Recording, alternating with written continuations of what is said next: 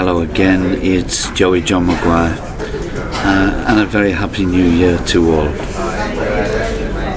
I'm in my favourite local Wetherspoons watering hole. It's called the Oyster Rooms, and it can be found on the first floor, top of the escalator, Fulham Broadway, underground station, shopping centre. Lovely pub, friendly bar staff, well trained, lovely pub. Been coming here a lot of years, so here I am, New Year's Day. I have my latest poem, which I'm about to recite,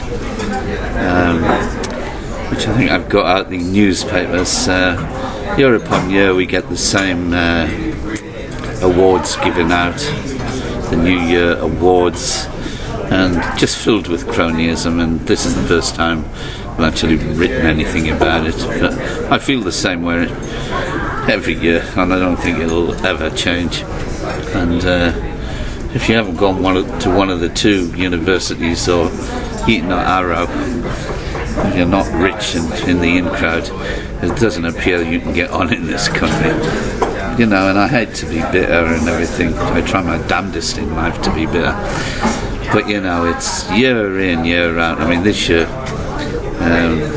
I hear tell, they've given an award to the owner, the young lady who owns, what's that firm? Anyway, some lingerie firm. And I thought I was one of the biggest porn men, king of porn of Britain.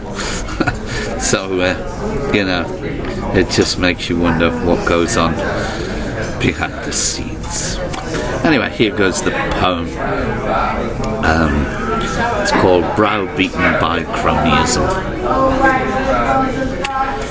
In a metaphorical way, I suppose I too was one of those poor unfortunates found peering dirty-faced through the misted shop windows. Sweetie shops, bakery shops, toy shops, jewellery shops alike, with my eyes full of yearning, a belly full of hunger, and my head full of unrealistic dreams. Up north, far beyond the Watford Gap, us kids had to learn early. Though not taught in the academic syllabus, we were all well versed on the ethics of North-South divide. We knew the difference only too well between being rich and poor, and the hypocritical unfairness dished out daily by them and us syndrome, by the then and us syndrome. We knew we were grockles and more than aware of our place. Like all the rest, I played the game, worked my fingers to the bone, in the mistaken hope that one day hard work would see my talents recognized, if for no other reason than to prove them wrong. But they only have eyes and ears for their own. To them, I'm just another annoying ragamuffin, with one hand grasping hope, and the rest of me only fit for and destined for the workhouse, or if not there, worse still, the knacker's yard. I had a dream, and held on to it too, through everything life and my status has thrown at me, often being the only barrier keeping me from slipping over the abyss of my absolute despair.